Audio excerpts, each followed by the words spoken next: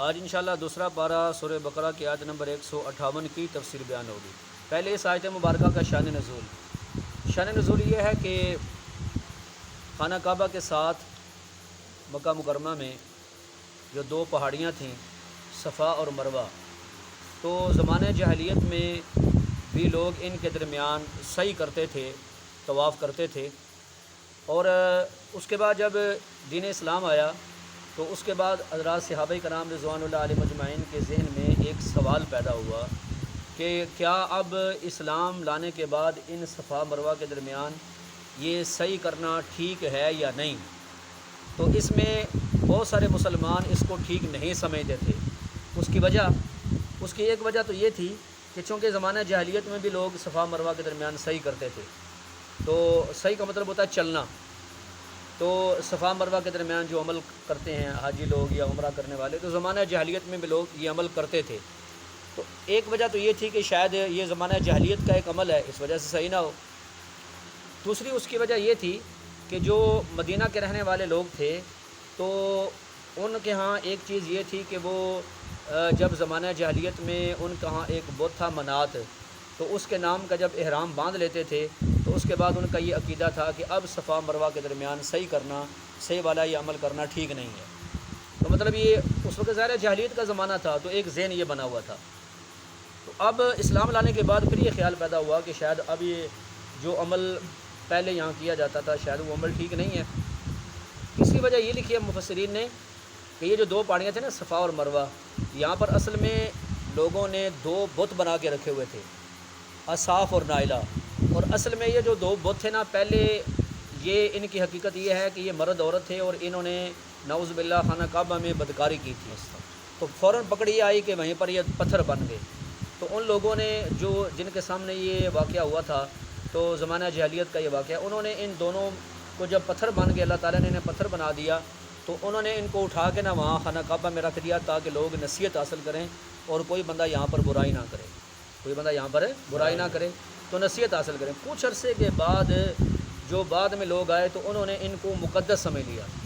جاہلیت کا زمانہ تھا، چونکہ بات سمجھا رہی ہے، جہالت تھی، علم نہیں تھا، تو ان لوگوں نے ان جو پتھر تھے نا ان کے باقاعدہ انہوں نے بت بنا لیے، ایک کو صفا کے اوپر رکھ دیا اور ایک کو مروہ کے اوپر رکھ دیا، اور پھر اس کے بعد جب خانہ کعبہ کا طواف کرنے کے بعد یہاں پر آتے صفا مروہ کے درمیان، تو انہیں مقدس سمجھ کے، متبرک سمجھ کے، تو انہیں ہاتھ لگاتے۔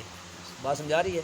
تو جہلیت بہت بڑی محرومی ہے نا، حدیث میں آتا ہے جب جہالت نہ ہو تو پھر بندہ پتھروں کو بھی خدا بنا لیتا ہے۔ جب جہالت ہو، علم نہ ہو، جہالت ہو، تو پھر بندہ جناب والا وہ کسی بھی چیز کو اٹھا کے تو وہ خدا بنا لیتا ہے، اس کو تبرک بنا لیتا ہے، بات سمجھے، متبرک بنا لیتا ہے۔ تو ایسے ان لوگوں نے بھی یہ کام کرتے تھے۔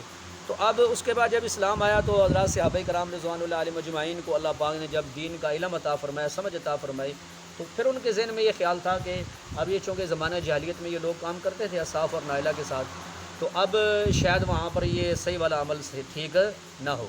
تو اس پر یہ آیت مبارکہ نازل ہوئی جس کی تفسیر ابھی انشاءاللہ آپ سنیں گے۔ تو اس آیت مبارکہ میں حضرات صحابہ کرام رضوان اللہ علیہ مجمعین کے اس سوال کا جواب آ گیا کہ اگرچہ زمانہ جاہلیت میں یہ سارے کام ہوتے تھے، لیکن ان کاموں کی وجہ سے جو ایک اچھا عمل ہے اس کو چھوڑا نہیں جا سکتا، نہ ہی وہ کوئی گناہ والی بات ہے، بلکہ ارشاد فرمایا ان الصفا والمروہ من شعائر اللہ، یہ صفا اور مروہ یہ اللہ کے دین کی نشانیاں ہیں۔ اس کو میں تشریح بعد میں انشاءاللہ کروں گا کہ کیسے اللہ کے دین کی نشانی ہے۔ تو فرمایا یہ اللہ کے دین کی نشانیاں ہیں، لہٰذا فمن حج البیت او اعتمر، جو بھی بیت اللہ کا حج کرنے کے لیے جائے یا عمرہ کرنے کے لیے جائے تو فلا جناح علیہ ان یطوف بہما، اس پر کوئی گناہ نہیں ہے کہ وہ ان کے درمیان صفا مروہ کے درمیان سعی کرے۔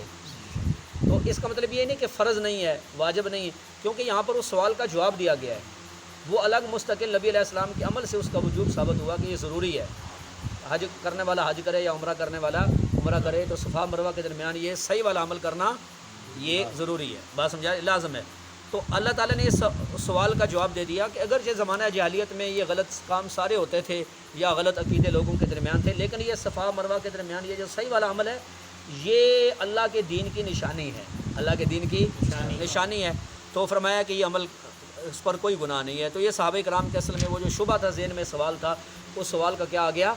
جواب آ گیا۔ پھر آگے ایک اصول بیان فرما دیا، اصول یہ ہے، فرمایا ومن تطوع خیرا، کوئی بھی بندہ اگر نیکی کا کام دل کی خوشی سے کرے گا تو دل کی خوشی ضروری ہے، مطلب اخلاص ضروری ہے. ہیں جی، اخلاص ہے ضروری. کوئی بھی عمل ہو نا تو بندہ دل کی خوشی سے کرے گا تو ارشاد فرمایا اس کا وہ عمل ضائع نہیں ہوگا. فإن اللہ شاکر، اللہ تعالیٰ قدردان ہے. اتنے زیادہ قدردان ہے کہ انسان دنیا میں عمل تھوڑا کرتا ہے، اس کے اوپر محنت بہت تھوڑی ہوتی ہے، لیکن اللہ تعالیٰ اس کا اجر و ثواب اس بندے کی محنت سے کئی گنا بڑھا کے عطا فرماتے ہیں. قدردان، شاکر کا معنی اللہ قدردان ہے.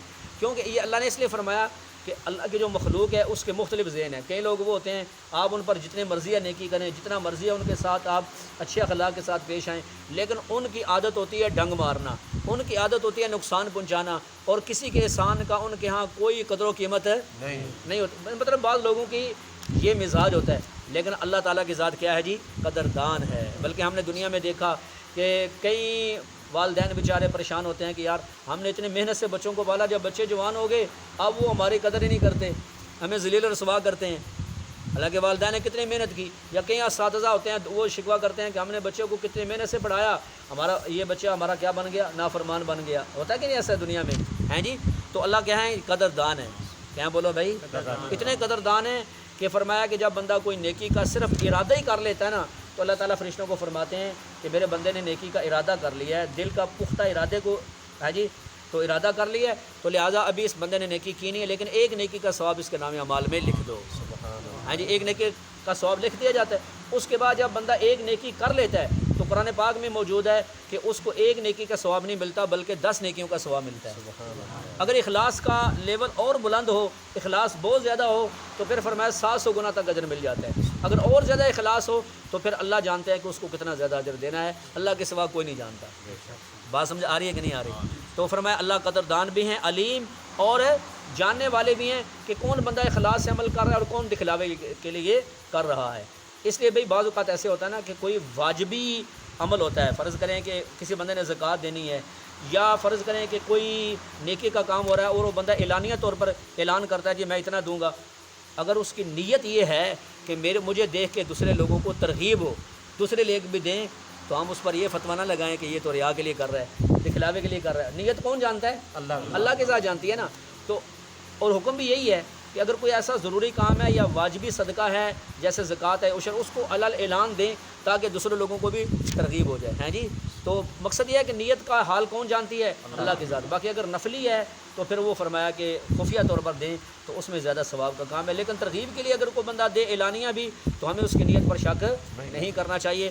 باقی فرمایا اللہ جانتے ہیں کہ کس کے دل میں اخلاص ہے اور کس کے دل میں ریا ہے، دکھلاوا ہے، یہ اللہ کی ذات کو علم ہے. اس لیے قرآن پاک میں نا ایک واقعہ ہے کہ حضرات صحابہ کرام رضوان اللہ علیہم اجمعین جب ان کا پر ابتدائی حالات تھے نا وہ غریبی کے حالات تھے، تو صحابہ کرام رضوان اللہ علیہم اجمعین پھر بھی اپنی جو آمدنی ہوتی تھی نا اس کی مقدار کے مطابق تھوڑا بہت بھی اللہ کے راستے میں خرچ کرتے تھے. تو آگے سے منافقین یہ کہتے وہ جی یہ دیکھو یہ کیا خرچ کر رہے ہیں، اس کا کیا اعتبار ہے، تھوڑا سا اللہ کے راستے میں دے رہا ہے، اس کا کیا اعتبار ہے. اور اگر کوئی صحابی مالدار ہوتا وہ زیادہ اللہ کے راستے میں خرچ کرتا تو پھر منافق کہتے نہیں انہوں کا مقصد دکھلاوا ہے نا، ان کا مقصد ریا ہے. تو ان کا ذکر اللہ نے قرآن میں فرمایا کہ منافق خود تو خرچ نہیں کرتے لیکن جو خرچ کرتے ہیں ان کے بارے میں ایسی باتیں کرتے ہیں. تو اخلاص کو کون جانتا ہے؟ اللہ کے ذات. باقی انشاءاللہ اس کی تشریح کل ہوگی. اللہ تعالی عمل کی توفیق